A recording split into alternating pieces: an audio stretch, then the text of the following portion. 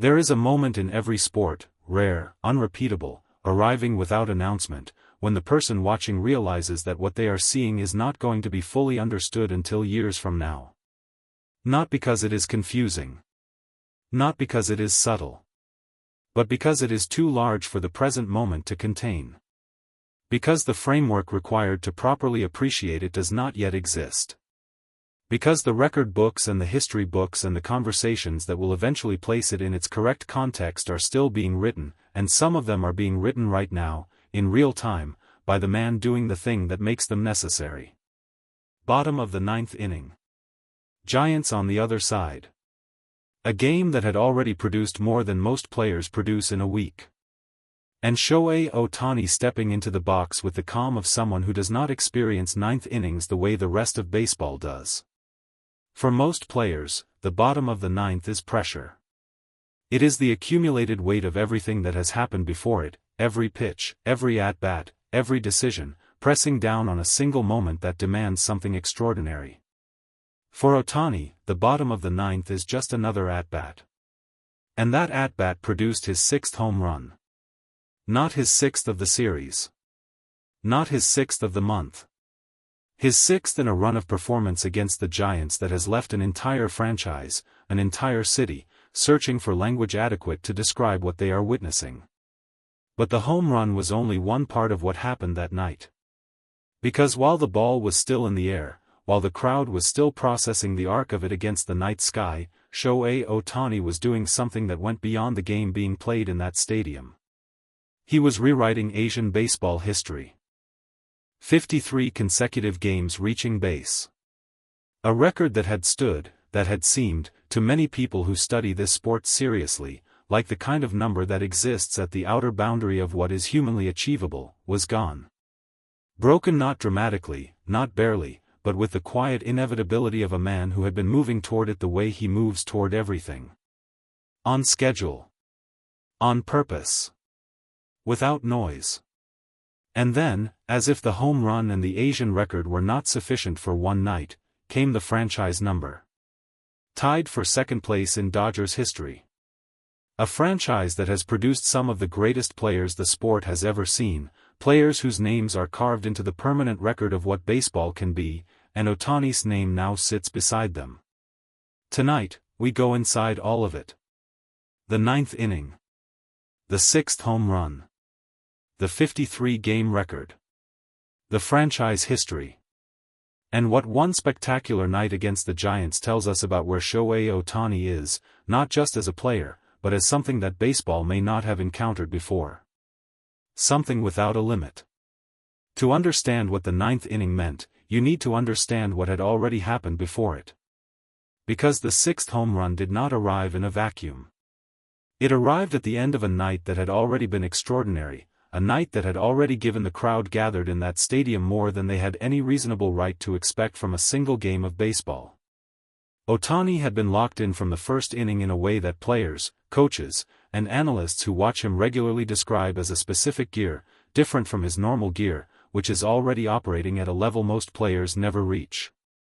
A gear where the preparation and the physical condition and the mental state have all aligned into something that produces not just good results but inevitable ones. The Giants came in with a plan. They always do. Every team that faces Ohtani comes in with a plan, sequences designed around his tendencies, alignments built to account for his power, pitching strategies calibrated to minimize damage. These plans are the product of serious professional preparation. They represent genuine effort from intelligent baseball people doing their jobs at a high level.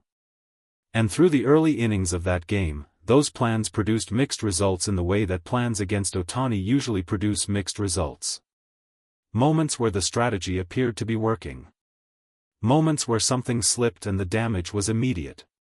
The back and forth of a competitive baseball game between two professional organizations doing their best. And then the innings stacked up. And with each inning, the Giants' plan absorbed more pressure.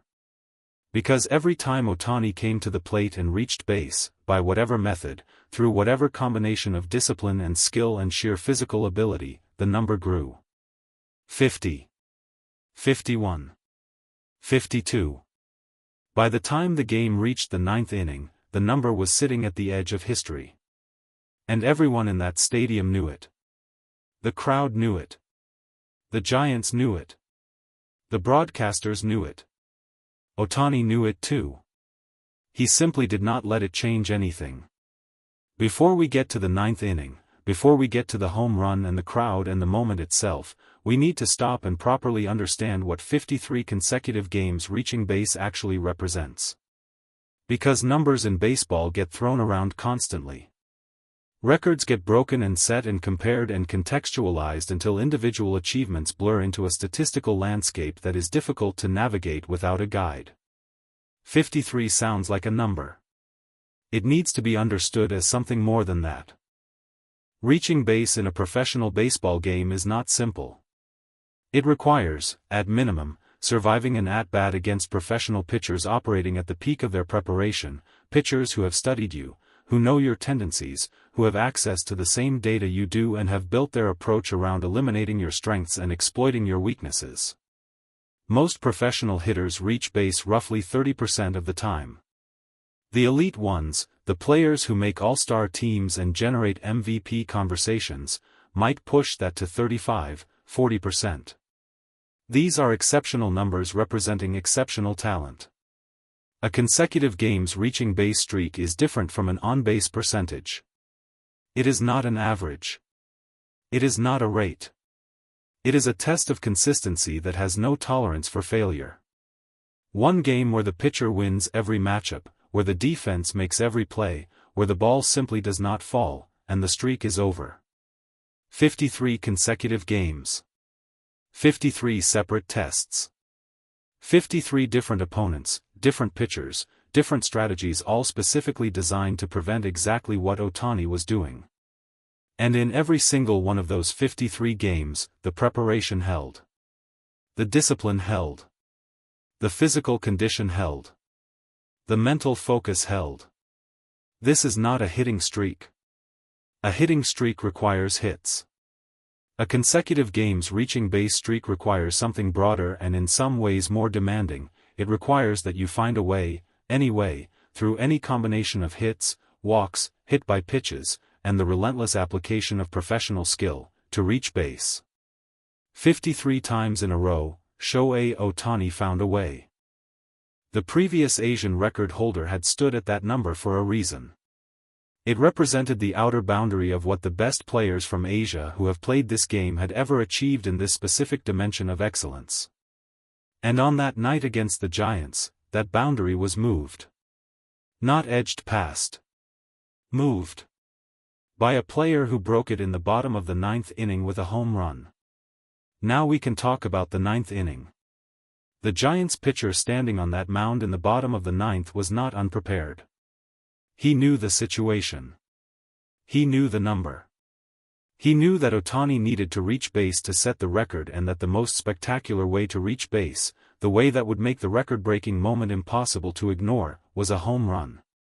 He knew all of this. And he went to work trying to prevent it. The at-bat that followed was not a short one. It was not a first-pitch mistake that Ohtani jumped on and sent over the fence before the pitcher had time to establish anything. It was a genuine, professional, competitive at-bat between a pitcher determined to end the streak and a hitter determined, in the quiet, internal way that Ohtani is determined, to continue it. Pitches were thrown. Counts changed. The pitcher worked through his repertoire with the focus of someone who understood the magnitude of the moment. Fastballs at the edges. Off-speed pitches designed to disrupt timing. A sequence built to produce either a swing and miss or weak contact, anything that would keep the ball in the ballpark and out of the seats. Ohtani tracked every pitch. His eyes did what they always do in these moments, processed the information arriving at 90+ miles per hour with a calmness that does not seem physiologically possible until you watch him do it repeatedly and accept that for him, it simply is. And then the pitch came that was not quite where it needed to be. Not a mistake, exactly, not the kind of obvious error that produces obvious results. Just a pitch that was 98% of the way to where it needed to go and fell 2% short of that standard. 2% is enough. Against Ohtani, in this condition, in this mode, at this point of the night, 2% is everything. The swing happened. The contact happened. And the ball went somewhere that settled every question about how the 53rd game was going to be recorded in the history books. Over the fence. Gone. 6th home run. 53 consecutive games. Asian record. Bottom of the 9th. The crowd did not just cheer.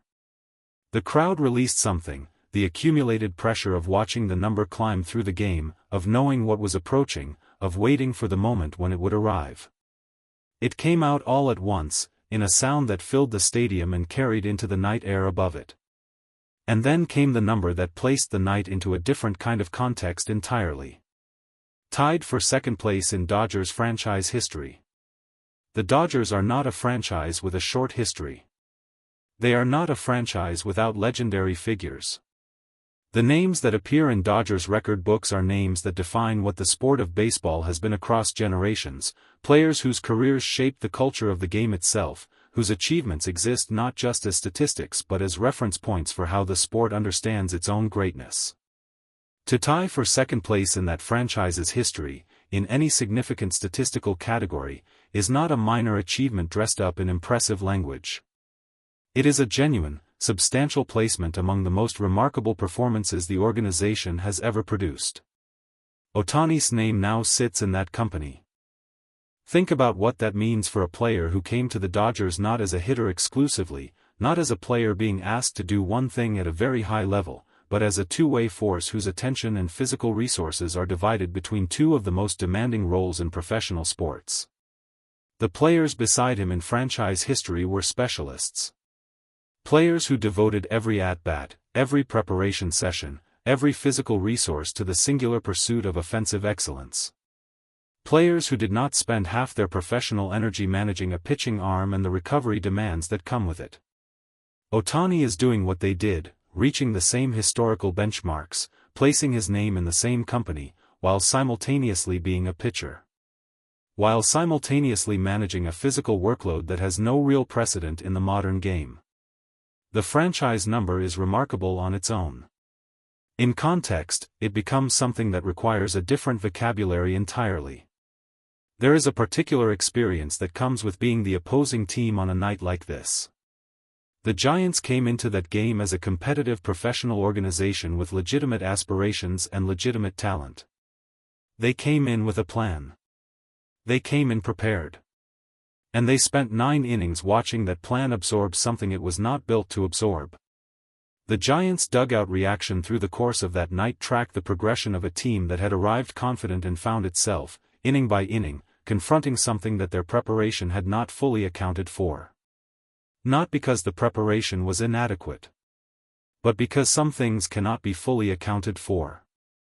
By the 9th inning, the body language in the Giants' dugout told a story that required no narration.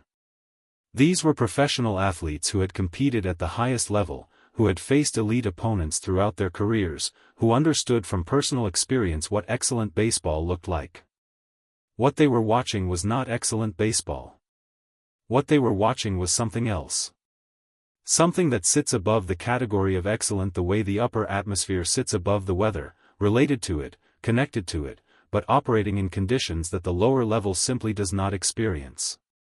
When the 6th home run cleared the fence in the 9th inning, the Giants did not react with the frustration of a team that had made mistakes.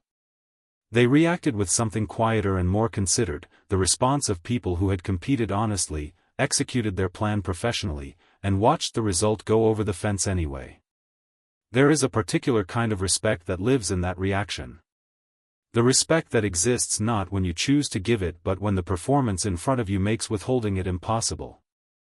The Giants gave it. Not in words. In the way they watched the ball travel. In the way the 9th inning ended. The records will be updated. The history books will be amended. The databases that track every meaningful number in professional baseball will process what happened that night against the Giants and file it in the appropriate categories: 6th home run here, 53rd consecutive game reaching base there, franchise history placement noted and recorded.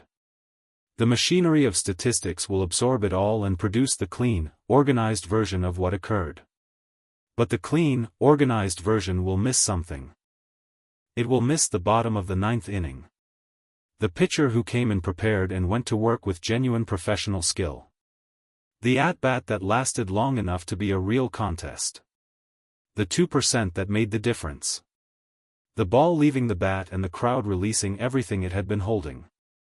It will miss the Asian record falling not at the beginning of the game, not in a safe middle inning with the outcome already decided, but in the most pressurized moment of the night, as if Ohtani had decided, consciously or not, that records of this magnitude deserve to be broken in moments that match their weight. It will miss the franchise history. The names now beside his. The company he has joined in the record books of an organization that has seen greatness across generations and now has to find a place in its history for something it has not encountered before. And it will miss what this night means in the larger story of Shohei Ohtani, not as a statistic, not as a record, but as evidence of something that the people who watch this sport are still in the process of fully understanding. There is no ceiling. Not for the home runs. Not for the consecutive games. Not for the franchise records. Not for the Asian records. Not for any of the categories that baseball has developed over more than a century to measure and contain greatness. None of them are large enough. The bottom of the ninth proved it.